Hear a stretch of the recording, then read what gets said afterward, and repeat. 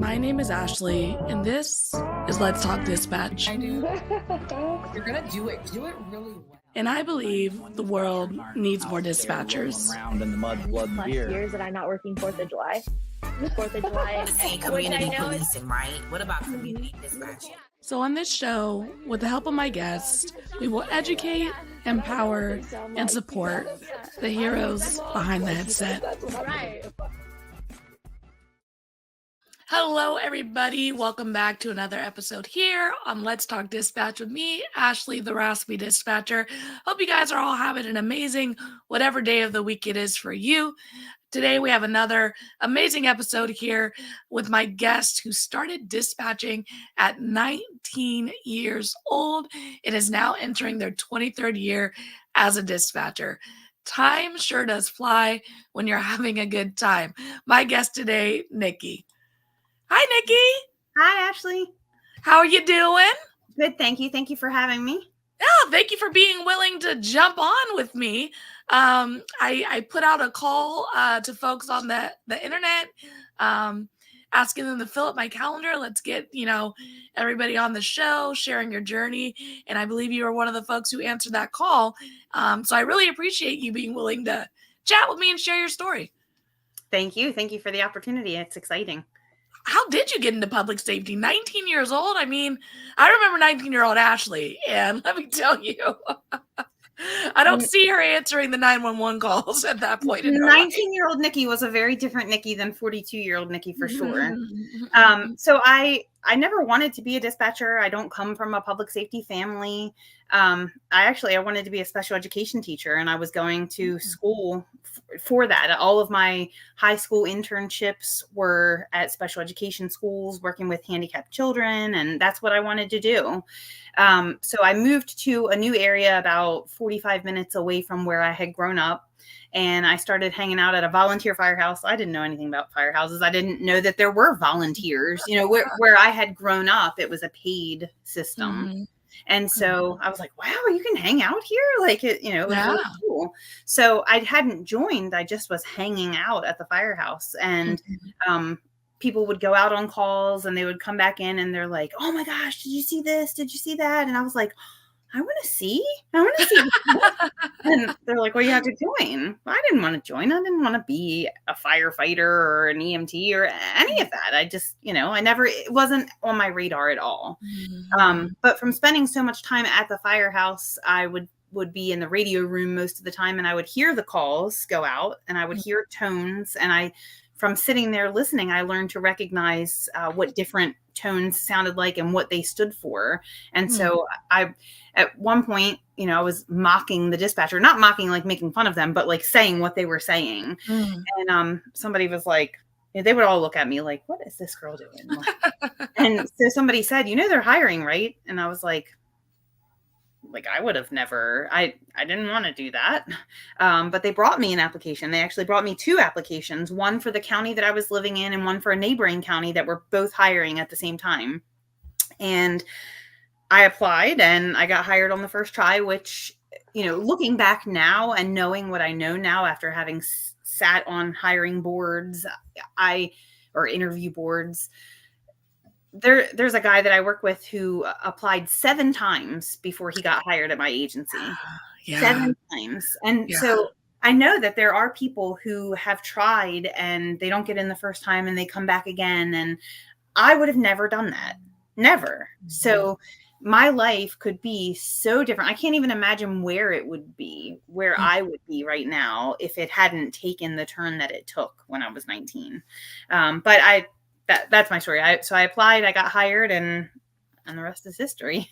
That is so freaking cool. It actually is one of the things I tell folks when, they're reaching out to me like, oh, I couldn't get past credit call, or I struggled in my interview, or, whatever the thing is, that especially the test is that it is something that you may have to do multiple times. It's not something that everyone gets on the first try for many, many, many reasons. It's just one of those jobs that if you hear a no, try again, because the likelihood of getting in the second, third, or seventh time like your coworker is high, Right.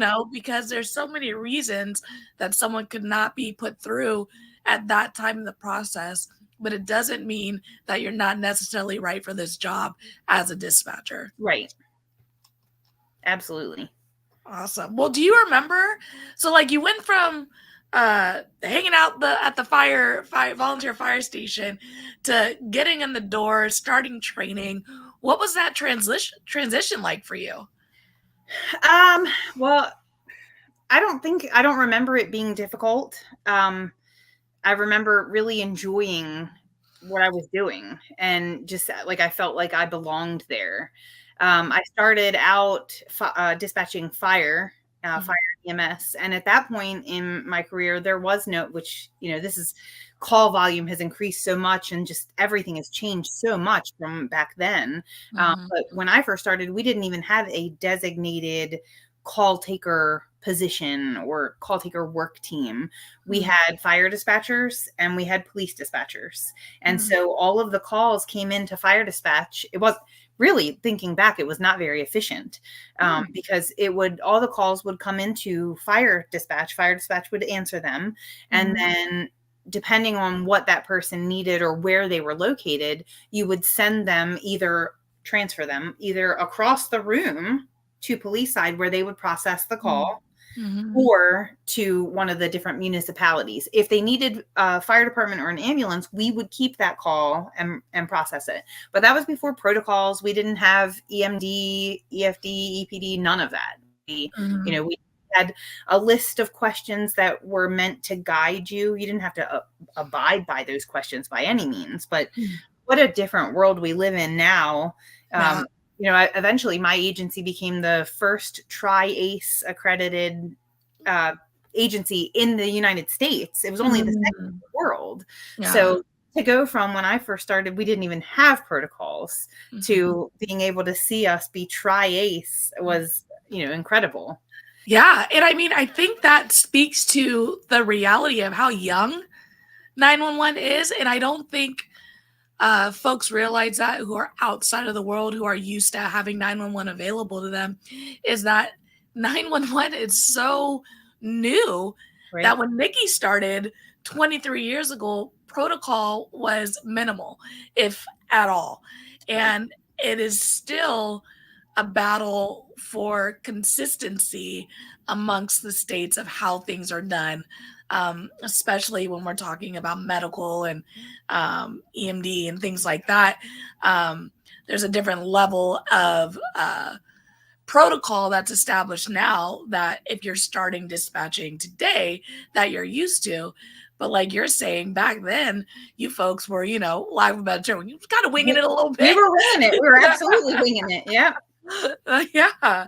Well, when you guys started implementing this protocol, because dispatches, we love change. It's our favorite thing in the world. What was that like for you guys? Like having to ask these questions? Was there a lot of pushback, or were you guys like, thank you, we would love some guidance? Like what I think it was a little bit of both. I think that, we would love some guidance, but at the same time, and especially during the Tri-ACE process, or, for ACE accreditation, like you have to read this verbatim. And a lot of people struggle with that. They like to put their own spin on it, and so, you get a negative feedback for a call because you didn't say it the way that they wanted it said. And then you get mad because you've gotten this negative feedback, and so it definitely was a little bit of both. I mean, I think that the majority of people did want consistency and to be able to ask the same questions every time. Whereas you have a few people who even still to this day don't like protocols. And some of them like certain protocols more than others. I think that everybody has pretty much come to terms with EMD. I think that, that's the more widely used protocol among different agencies. Then you have some agencies who only use EMD. They don't use EFD or EPD. I think people think that they can ask better questions themselves, or, I'll listen to my coworkers say, I don't like to be put in a box. I can ask, I know what I need to ask. And I try to explain, like, you may know what you need to ask, but Jenny, just started last week and she doesn't know. And the caller that calls in and gets Jenny should be asked the same questions as the caller who calls in and gets Joey, who's worked here for 50 years. Yeah. Yeah. No, I mean, that makes a lot of sense. And I work police, so we don't like the box either. We get to be a little more, freestyling with our questions. And I think for folks who haven't had to call 911 and don't work in this field, especially on the medical side of things, if you're not aware, the dispatchers are going off of, I don't know, like a card screen. I don't know how you would describe it, but literally, like, you say this thing, they click this button and this question pops up. Right. And so then they have to ask that question word for word, that the screen is telling them, or like Nikki said, they can get some negative feedback. It's a liability issue. It's a medical situation where, if this means this, it doesn't mean that. And we're not doctors answering the phone. Maybe you are, and you're just highlighting as a dispatcher, but still, the liability behind it. It protects us as dispatchers, right? Like, hey, you said the thing, I asked the question, I'm protected. And I think that is, for me, like, I'm a policy gal. I like to lean on the policies, and I like to follow those because of the liability that is out there doing this line of work. Mm-hmm. It's a lot. It's a lot of responsibility to have people's lives in your hands. And how you answer that question, determines what comes next. If you don't answer that question right, because you weren't listening to what they said, or there's a lot to it.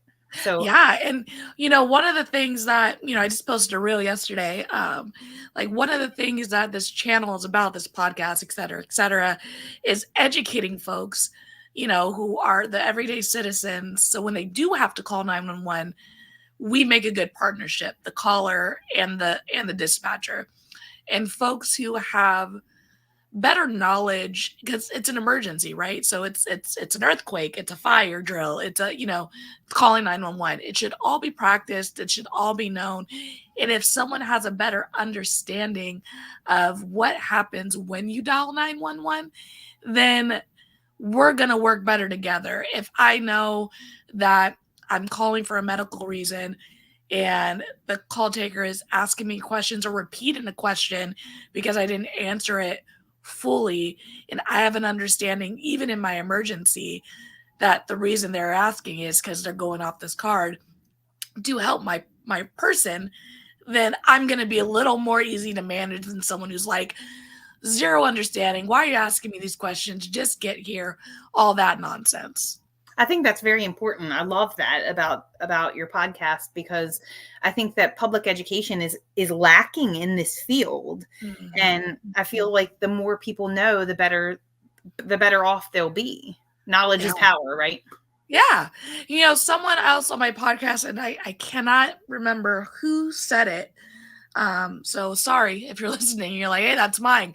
But they said the fire department does the best job in public safety of educating themselves out of a job. And like, when they said that, it was like, wow, it's true. Like, they do, they teach you how to use a fire extinguisher. They teach you how to, stop, drop, and roll. They teach you all of these things in regards to fire safety, so you don't call them. Right. And I think we need to be doing the same thing in 911, educating the public when to utilize it, what it's there for, how to look up our non-emergency numbers, because they do exist, because we want you to call us when it's appropriate, when it's needed. We want you to utilize everything else when it's appropriate. But a lot of times we're the safety net, because we know we're going to dial 911 and someone's going to pick up. Someone's going to be there. We're always going to be there. Yeah, someone's always going to be there. So we definitely want to continue to educate folks. So you are calling 911 for the right reasons. So we are not blocking someone else from calling 911. And that's another thing people don't realize either is like, if you are at a smaller agency or a smaller department, you could have 4 911 lines compared to a larger agency that has like 27, 30 911 lines. So if 4 people are calling 911 and you're the 5th, you might get rolled over or, because all those lines are tied up. That's why we're like, we can't deal with this on 911 if it's not a non-emergency. And that's just a reality I don't think understand very much either. Right. Mm-hmm, mm-hmm. So you have been dispatching longer than you haven't been dispatching. I have. What was that like for you starting at 19? Would you do it again? Would you recommend it for folks? What was that like? In a heartbeat. I would do it again in a heartbeat. It was all I knew, so I didn't know any different. I know when I started, I was the youngest person in our center by several years, which at that age felt like longer. Mm-hmm. So I was the youngest by age by several years. The next oldest person, I was 19. The next oldest was, or the next youngest rather, was 25. And that 6-year gap felt like an eternity between 19 and 25. Yeah. But I was the baby of the center for several years because we didn't, at that point in time, right now, we have such a turnover. I can't even remember all these people that have come in and gone and come in and gone. But back then we didn't have such a quick hiring rate. And so my group of people that came in, I was the baby and was the baby for a long time. And now at 42 years old, I'm the oldest person on my shift. I'm the only one who's married with children. Like it's weird. I'm like, wait a minute. Like, is this what they call the midlife crisis? I'm not sure.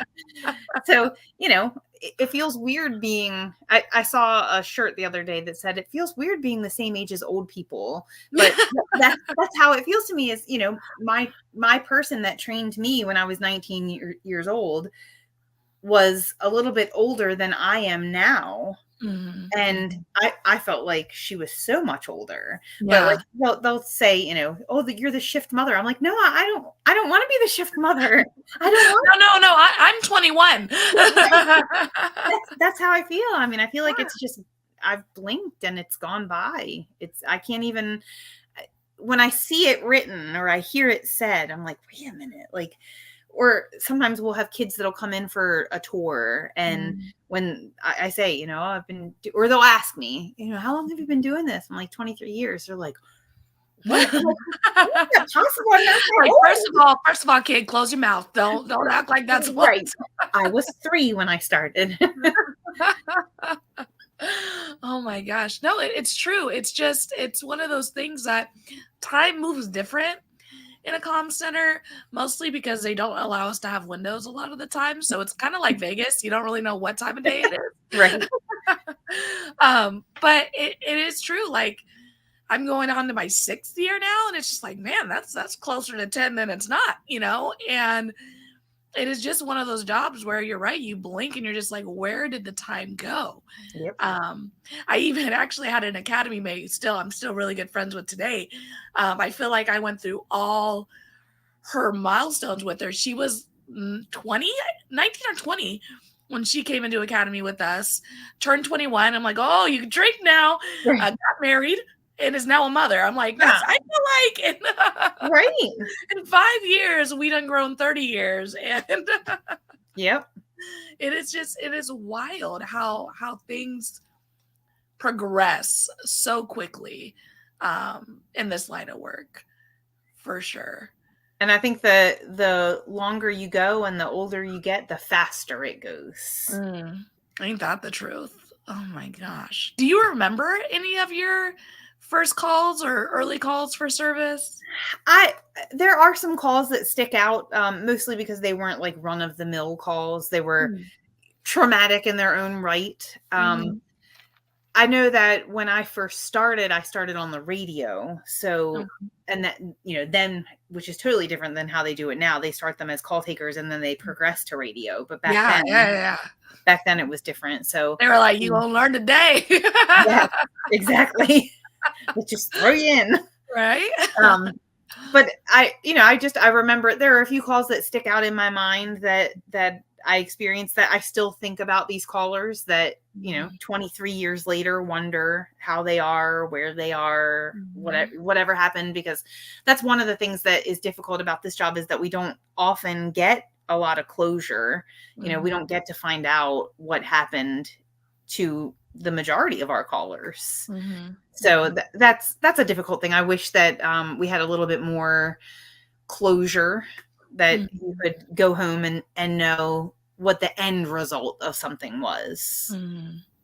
Would you say that access to closure, as far as like the amount of information that an officer can provide or is provided on these calls, has increased for dispatchers over the years? Like, do you think you have more access to like the full information the way an officer does compared to when you first started?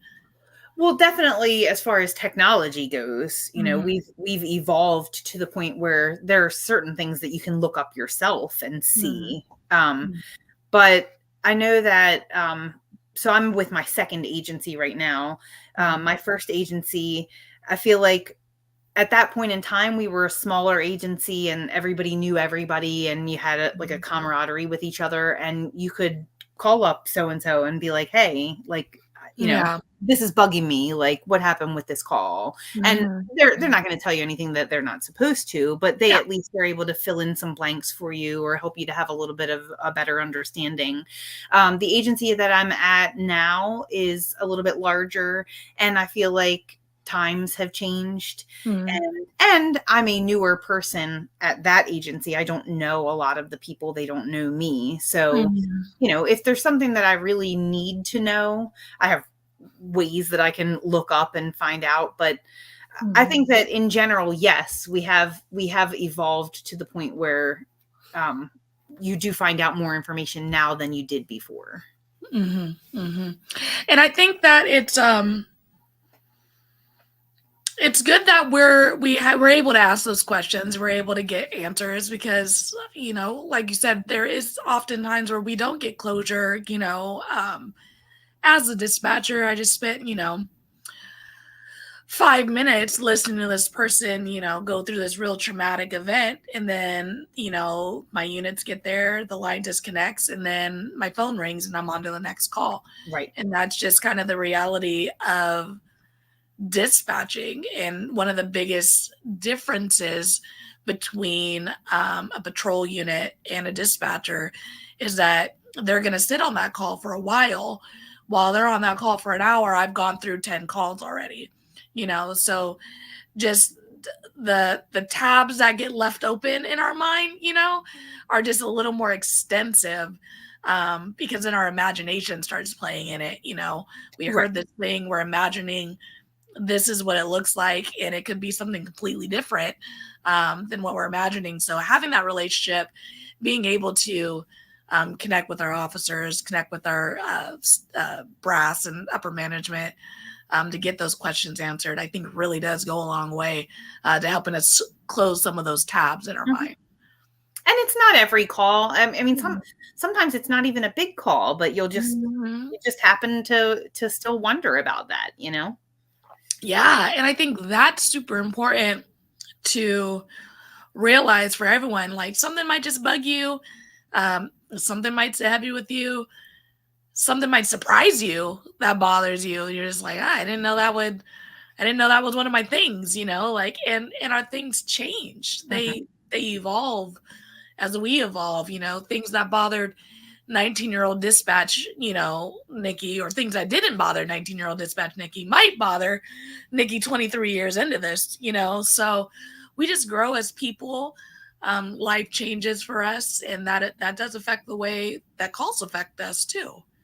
Well, and then just hearing you say that made me think, and then on the flip side, things that like might have shocked me when I was younger, when I was newer at this job, I'm just like, And Mm. I know I had a new person sitting with me just recently that they're still in the academy right now, but they came out onto the floor just to sit for an hour or so. Yeah. And they're like, they listen to this call with me. They're plugged in and they're muted and they're listening to it. And then you hang up from that call and you move on to the next one. And they're like, but how? Like, how did that not even bother you? Like, do you need a hug? I'm here for you. Do you want to talk about it? Right. But I mean, that's how they're like shocked. Like, oh my Mhm. gosh, I can't believe that that didn't even bother you or didn't phase you or, Mhm. you just moved on to the next call. Well, and Mhm. eventually you will too, Yeah. like when I first started that probably may have bothered me, but now that I've seen and heard a lot more, I always say, people ask you all the time when they hear what you do, oh, what was your worst call? Or, what was whatever. And I'm like, nobody calls 911 because they're having a good day. Yeah. Yeah. You know? No, that's true. It's very, very, very true. Yeah. It's always, when I think about like my worst calls or like the things that bother me the most, the like, they're never the hot 911 calls. Cause it's like, for me, it's like, you're supposed to be calling 911 for this. It's like, this is a good reason to call 911. And like, those stories are wild and crazy and tragic and sad and all those things. But it's the ones where I wasn't expecting to be handling this, like a non-emergency line or just an info call that just blows up. And you're just like, those are the calls that really like when I Gets can, you off guard. yeah. And when I'm asked like to remember, because I'm very good at like forgetting, like I can't just pull calls out, It's one of the reasons why I send that question ahead, like so folks can like Be sit in thinking it, about it. because I can't just pull calls out. I'm not going to expect anyone else if they're going to operate the way I do. But it's always the calls that like are not emergency, not expecting, like you're not supposed to have an emergency right now. I remember I put a call on hold, non-emergency call. We had a couple 911s going. So we're like, do you have an emergency or can you hold? I can hold. Okay. And I dealt with my 911 and I was like, I feel something, my little dispatcher gut, my little dispatcher on my shoulders, like, I just feel like that call that I just put on hold is something more. And they said they could hold, they said they didn't have an emergency, just something in my gut said, like, work through this 911 quickly so you can grab that. So I pick it up and I'm like, yeah, I can help you. What's going on? And they were like, oh, I own this store over here. And, some guy just came in with a gun and tried to rob me, but I had a gun too. And they left. And I'm like, what? That is an emergency. Right? And he was like, oh, I just pulled my gun out. They left, it's fine. And I'm like, no. How long ago? Like, give me all the details. But like, that's a non-emergency line for you. Like, in which I appreciate someone being like, this is an emergency, I'm fine, but when guns are involved, let's call 911. You know what I mean? Like, that's what we want to know. Right? That's the one time. And I don't know why, but just the way, I don't know, in my little dispatcher mind was like, answer that phone a little quicker if you can, But yeah, just out here protecting the store, power to you. Oh my gosh. But what is one thing you wish you knew early in your career? I mean, you've been doing this 23 years. You started when you were 19. Looking back, if you could tell your younger self something, what would it be? That you should never stop learning. Never. So I learn things every day. I don't walk in and think that, oh, I've been doing this so long, I know all there is to know. There's always going to be a better way, or, you can learn something new from someone who just started. So just never stop learning. You can always, we have a lot of downtime in this job. We're unique, right? You're paid to just sit there and wait for something to happen. And so in that downtime, read over your protocols, do continuing education, look up things that may help you. I'm constantly searching on the dispatcher groups on Facebook for, people will give hints or suggestions, or like, this helps me do this, or this helps me do that. We all have different systems. So I don't mean within like our CAD system, but we share. I make a list. I have a list on my hard drive of resources that I use frequently. Fast People Search, Family Tree Now, like just all these different things that you may need one day. You would be surprised that, and it'll trigger, like you'll be doing something and all of a sudden you'll be like, wait a minute, that sounds familiar. And then I pull up my resource list and there it is. So never stop learning, never stop trying to be the best dispatcher you can be. And then don't forget why you started, why you came to do this job in the first place. So, ultimately we're here to help people. So regardless of what their emergency is or how much of an emergency we consider it, we're always there. They know that we're always there. And, just don't forget that. Don't forget that, sometimes people need help in different ways. Sometimes that help is just a voice on the other end of the phone to pick up. Yeah. And it's so true. And I do, obviously I love the internet, the social media spaces, the ability to connect with dispatchers all over the world. And it is true, like all these folks, there's people out there who are CTO minded, who are putting out resources, who are putting out training, who are doing online free conferences, all these different ways that you can learn from dispatchers that you would never be in the same comm center with, I say I learn something new from my partners every day, especially if I like go in for overtime and I'm working on a shift that I haven't been working on. Like if you just listen to people take their calls, the way they ask their questions, or their tones, like there's just so many things you can learn just from sitting in a room with someone and go, oh, I like the way they ask that, or that's a good question to ask. I'll try to remember to ask that on a call that I get like that, and it's just something that simple. Like it doesn't have to be a task, right? Like you learn by absorbing, you learn from each other, from each call. And you can always be a better dispatcher. You can always get better. And I think sometimes we can get a little toxic in our centers and feel like we can't learn or we are the best. And it's just, this is one of those jobs where, the thing is always changing. I mean, every day. Always changing. If I don't got a new something policy in my email, a new change in tech, a new this isn't working. Yeah. Where is it? Where's that one button? I mean, it's constant. And we talk about mental health and the resources that are being available now, to give officers more support, out there in the field for folks who are having a mental health crisis, who don't necessarily want to deal with the police. Like we're wrapping in all those resources to access through the comm center, and it's up to dispatch to be able to route them to the right places.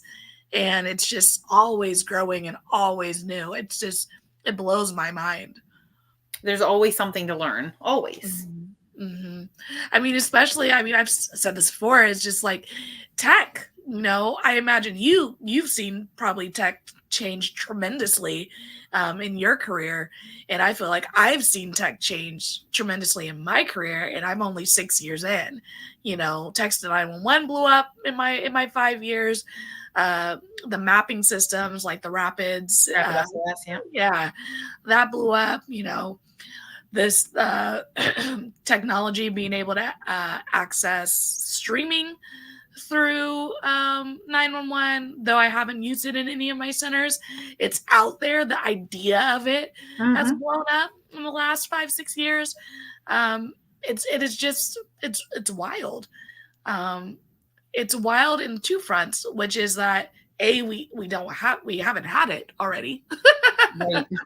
Like that's the reality. People don't realize when they call is like that we don't always know where you are. You need to know where you are to help us. Like, we want to get there as quickly as possible. I don't want to send my officers 6 blocks from you. I want them to come to your block, you know? Right. And that technology is coming slower to 911 than it is to maybe Uber or Lyft, you know? Which is crazy. Exactly. And people don't have that knowledge. And again, it goes back to us educating the public on the realities of emergency services. Is we want to know where you are, but we don't necessarily always do. And we don't want to depend on the technology. It's helping us, but we don't want to base someone's life on this tech if we can confirm it with them over the phone, you know? I agree 100%. Yeah, for sure. Oh, man. Well, and just that, when I think back to how many, the majority of our calls 23 years ago were landline calls. People didn't have, myself included. I had, I had a pager. I didn't have a cell phone. I was working. Like I had a cell phone. Yeah. So it's crazy to me that, when that little sound pops up and you've got that text, like what is it going to be in 10 more years? What is it going to be like for us? I'm really waiting for like when we're like dispatching like Iron Man, like I'm trying to be in the center when that happens. And I think that would be an awesome time. But I don't think I'm going to make it to that, but that would be cool. I hope you do. I hope you do. I hope I'm long gone before we get that in there, but it'd be kind of cool. Yeah. No more screens. It's just all like on out in the glass, right? Yeah. Well, as we come to a close, the last thing that I ask everyone who comes on and joins me is, what advice would you give someone who is considering a career as a dispatcher? Do it. Do it. This has been life-changing for me in good ways and bad ways. It's been life-changing, but I definitely think more good than bad. I can't imagine doing anything else. I said it sounds cliche, but this is the only job that has made me feel fulfilled. Even when I have thought about, taking a job with a better schedule or a job with better pay or where people aren't screaming at you all the time, this is the job where I feel like I make the most difference every day. And so I think take the chance. This isn't a job for everyone. So if you do it and you feel like it isn't for you or you don't like it, there's no shame in that, but it may just be the best decision you ever made. So true. So true. Nikki, thank you so much for jumping on with me today. I really appreciate it. I'm so happy you found this career at 19. That's so awesome. And I'm sure you are impacting your center and those new kids on the block who are coming through. You've been there. You're able to share your story with them, and I'm sure it's really helpful for them through their training. I hope so. I hope that that I can be a friend and a knowledge to someone. I want them. This is the next generation, right? We want to train them up to be the best. So exactly. And I know you're reaching a bunch of people with this episode, so definitely thank you, Nikki. I really appreciate it. Thank you, Ashley. It was very nice to meet you. Awesome. I'll be right back with you. Okay. All right, everybody. That was another amazing episode here on Let's Talk Dispatch. Nikki, thank you so much for being willing to jump on and share your story with everyone today. Like Nikki said, just do it. And if you do it and you end up saying, this isn't for me, that's cool too. One thing we talk about here is we need more dispatchers. Excuse me. We need more dispatchers, but we need happy dispatchers as well. We need you to feel fulfilled in what you're doing. And if you try it and it doesn't work out, that is okay. But try it. Like Nikki said, might change your whole life. Until next time, everybody, stay raspy. Thanks for tuning in to another episode of Let's Talk Dispatch, a Raspy Dispatcher production. If you like the podcast, don't forget to hit that subscribe button, leave a 5-star review, and of course, tell a friend. If If you want to be a guest, head to the raspydispatcher.com and check out our additional resources. Until next time, stay raspy, everybody.